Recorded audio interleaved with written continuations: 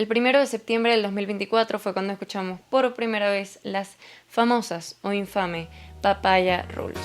Y es que uno de los dilemas de este preciso año, de esta temporada en la que tantos equipos tuvieron pilotos victoriosos, siendo las cuatro fuerzas Red Bull, Mercedes, Ferrari y McLaren, con al menos una victoria cada uno y un doblete cada uno. Entonces, ¿qué fue uno de estos dilemas del 2024? Y es el qué iba a hacer McLaren respecto a sus pilotos. Porque sí, aunque Oscar Piastri terminase a 60 puntos de Lando Norris en la tabla final de clasificación, pues para McLaren era complicado tratar de etiquetar a sus pilotos como piloto número 1 y piloto número 2. Y aquí recuerdo que se hizo bastante especulación sobre quién era el manager de Oscar Piastri, por qué Mark Webber, siendo el manager del australiano, le había aconsejado que lo mejor que podía hacer era salvarse las espaldas y evitar que en el equipo lo menospreciaran como piloto número 2 cuando es un piloto con tanto talento. Pero llegando al presente, en la temporada 2025, en la que es inminente que el MCL39 es superior a todos sus rivales, o por lo menos eso fue lo que vimos, tanto en los test de pretemporada como en el Gran Premio de Australia, pues parece, o parecía en la antesala al Gran Premio, que McLaren continuaría con esta filosofía de peleen en pista, son libres de pelear, las papaya rules.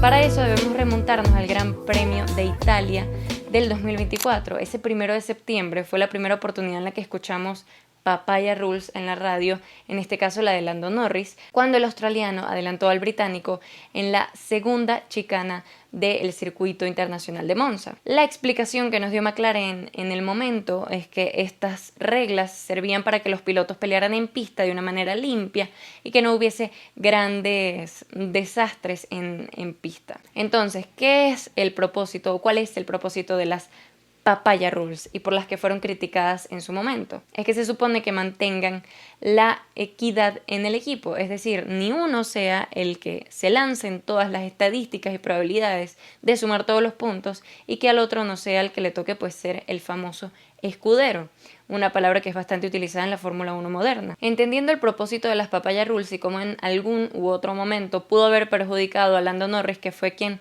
mínimamente se le presentó como candidato o contendiente al título versus Max Verstappen, pues se suponía que para este 2025 McLaren empezaría bajo la misma filosofía, hasta el Gran Premio de Australia. Siendo la casa de Oscar Piastri, muchos pensaríamos pues que esta filosofía de pelear en pista, de son libres de pelear contra su compañero mientras mantengan los sobrepasos o las acciones limpias, se iba a mantener, sobre todo entendiendo que ambos tenían la oportunidad de ganar la carrera y que Oscar se pudo haber convertido en no solo el primer australiano en ganar su carrera de casa, sino el primer australiano en hacer un podio en su Gran Premio de casa. Cuando llegamos al momento en el que todos pensábamos que las Papaya Rules se harían una realidad, porque esto era lo que mantenía McLaren durante la pretemporada y lo que mantuvo también a lo largo de las ruedas de prensa previo al Gran Premio, era que iban a dejar a sus pilotos pelear. Pero lo que vimos fue lo contrario y por primera vez se abrió esa radio y se le pidió a Oscar Piastri mantener posiciones. Por supuesto que la reacción del público fue bastante negativa. Entonces, de un equipo que pasaba a eximirse de las órdenes de equipo a escuchar un mantén la posición en la radio, fue bastante extraño y un contraste muy diferente a lo que habíamos visto en el 2024 y a lo que ahora vemos en este 2025. Esto significa entonces que McLaren ya tiene un 1 definido. Pues Andrea Stella, post carrera, nos explica por qué se tomó esta decisión y cómo las mismas acciones de Oscar Piastri demostraron que era lo correcto para ese momento. Es que habían dos aspectos importantes ocurriendo en carrera y que no se podían pasar de alto. Uno siendo el sobrepaso de los rezagados y otro siendo el factor clima. Haciendo un análisis de la situación y entendiendo también las palabras de Andrea Stella, en ese momento estaban pasando a los rezagados y Norris estaba encontrando a Oliver Bearman, es decir, adelantar a un rezagado, así sea que no te ponga fuerza por las banderas azules y tener a tu compañero de equipo atrás intentando adelantarte con las condiciones de pista también y que McLaren estaba esperando por una previsión climática de la próxima decisión que debían tomar en ese momento, pues lo mejor quizás era tal y como lo pidió McLaren, mantener las posiciones. Y de hecho luego vimos que en la persecución de los McLaren Piastri cometió un error en la curva 6. El neumático delantero izquierdo, que de hecho fue uno de los más afectados durante esta carrera fue el que terminó sumergido en la leca de la curva 6 y de hecho allí perdió todo el tiempo y esa distancia que había cortado mientras que se secaba el circuito se desapareció llevando el gap a 3 segundos. Es allí en donde McLaren ya le informa a Piastri que es totalmente libre de pelear contra su compañero. Y la interpretación en ese momento parecía haber sido que lo que intentó hacer McLaren era alejar lo máximo posible a Piastri y luego decirle que sí, que podía atacar estando a una distancia razonable como para intentar desviar una posible lucha en la pista. Ese tiempo de decisión entre uno, superar a los rezagados y dos, tomar o entender qué iba a pasar con el clima en las próximas vueltas si debían entrar y cambiar por slicks, que fue lo que terminaron haciendo, y luego prever esas últimas 10 vueltas con intensa lluvia, pues fue lo que llevaron a ese extenso tiempo de espera para Piastri, en el que de hecho tomó una actitud bastante desesperada. Y es por eso que termina cometiendo el error en la curva 6 y le termina dando la razón a Andrea Stella. Ya cómo se desarrolló y terminó la carrera es otro punto diferente, pero sí es una buena pregunta qué hubiese pasado si McLaren hubiese permitido a sus dos pilotos competir o pelear por la posición y así obedecer a lo que es su mantra y lo que fue su mantra en 2024,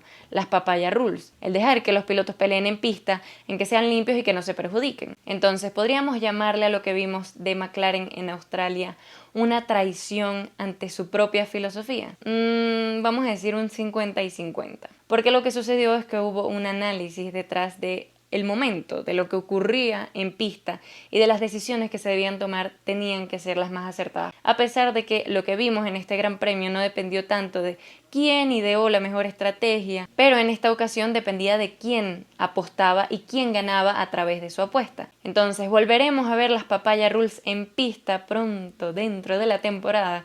Me parece que sí, podrá llegar el momento porque Piastri creo que quedó bastante insatisfecho de lo vivido, sobre todo en su Gran Premio de casa, cómo se pudo haber llevado una victoria, cómo pudo por lo menos haber terminado en el podio y hacer historia, y cómo terminó esta carrera. Como siempre, déjenme saber su opinión para ustedes. Esto es una traición de McLaren ante su propia filosofía. Tuvo que haber existido papaya rules, vamos a pelear en pista. No, sí tenía que haber órdenes de equipo. Déjenmelo saber en los comentarios. Hoy en un spot diferente, pero con la misma intención.